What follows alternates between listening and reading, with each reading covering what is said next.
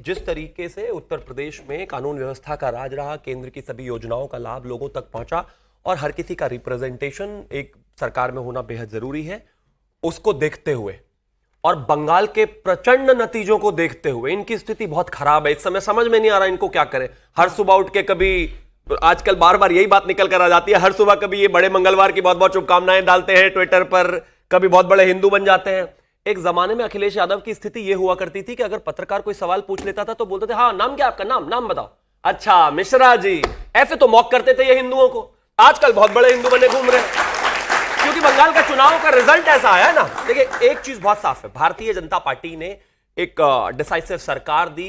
कोई 1 2 3 4 5 मुख्यमंत्री नहीं बनाए, बेटा जी अलग, पिताजी अलग, चाचा जी अलग, अलग अलग सबके मुख्यमंत्री का जो है स्थिति चल रही थी। एक इनके मुख्यमंत्री तो भी जेल में भी, आजम खान जी को भी तो मुख्यमंत्री माना जाता था एक जमाने में। तो कुल मिलाकर मामला यह है, 10 साल के रिपोर्ट कार्ड पर भारतीय जनता पार्टी जनता के बीच में वोट मांगने जाएगी और हमें पूरा विश्वास है कि जिस तरीके से प्रचंड बहुमत के साथ भारतीय जनता पार्टी की सरकार बंगाल में बनी, उसी तरीके से उत्तर प्रदेश में भी फिर से रिपीट होगी।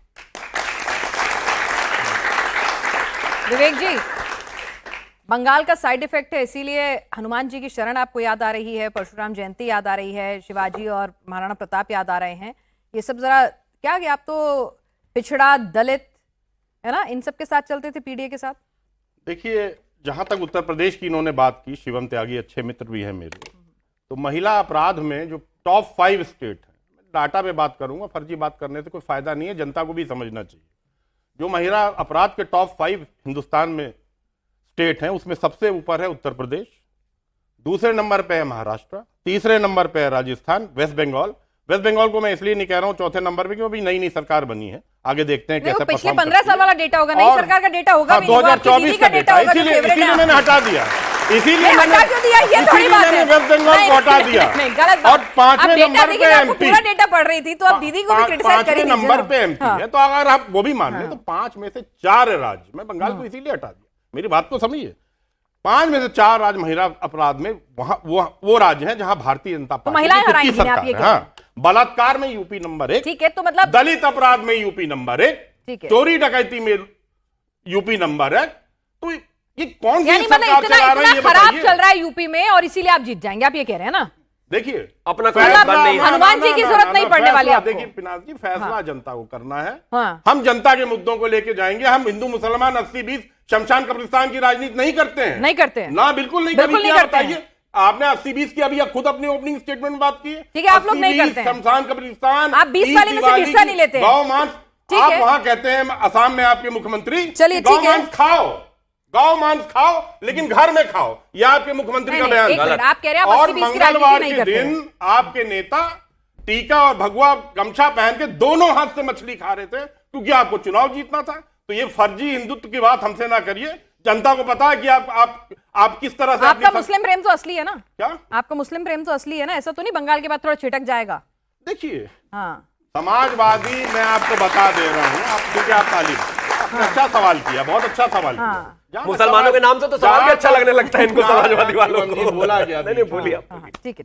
जहां तक समाजवादी पार्टी की बात है, हम बता तो दिया, हम पीडीए के प्रहरी हैं और पीडीए में 95% लोग आते हैं, हम पीडीए के प्रहरी हैं। और पीडीए ने किस तरह से भारतीय जनता पार्टी को उखाड़ के फेंक दिया कि बैसाखी पे आज तक आए हैं, एक सीट आगे नहीं बढ़ा पाए, 240 पे 240 ही रह गए हैं। ये पीडीए और अखिलेश यादव जी की देन है कि आज भारतीय जनता पार्टी की पूर्व बहुमत की सरकार नहीं है, ये है उनका करिश्मा।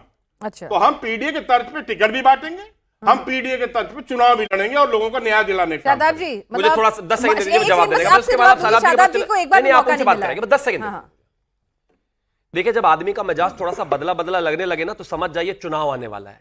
ये कल तक गाली देते फिरते थे, इनका एक सांसद ने राणा सांगा को गद्दार कह दिया था, आज उसके बारे में पोस्ट कर रहे हैं। हमें बताओगे आप क्या होता है गद्दार? सांसद का नाम बताइए।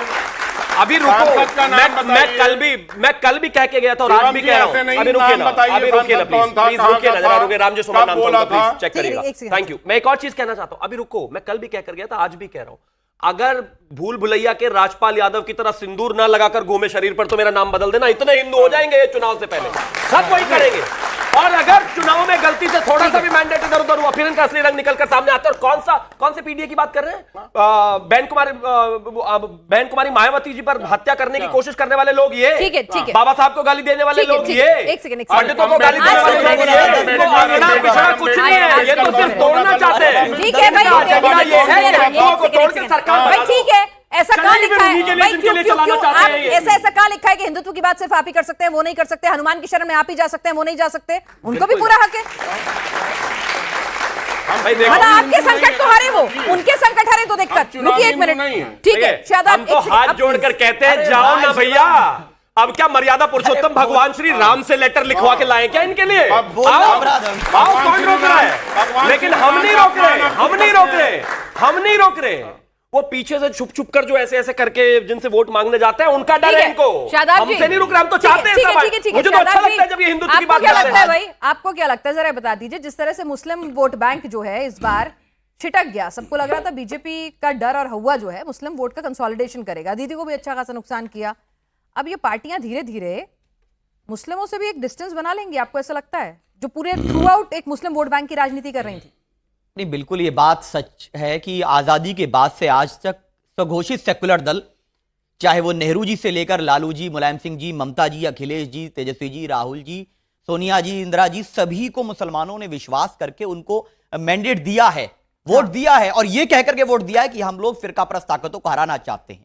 लेकिन बदले में क्या मिला है? क्या उनको शैक्षिक आधार पर उनको कोई उन्नति हुई? क्या उनको आर्थिक आधार पर कोई मदद मिली? कुछ भी नहीं हुआ। आज दलितों से बदतर स्थिति मुसलमानों की क्यों है? भाजपा अभी सत्ता में आई है, 48 साल कांग्रेस ने, सपा ने, इन लोगों ने शासन किया। उत्तर प्रदेश में 2012 में इन्होंने कहा कि हम रिजर्वेशन देंगे आपको, नहीं दिया गया।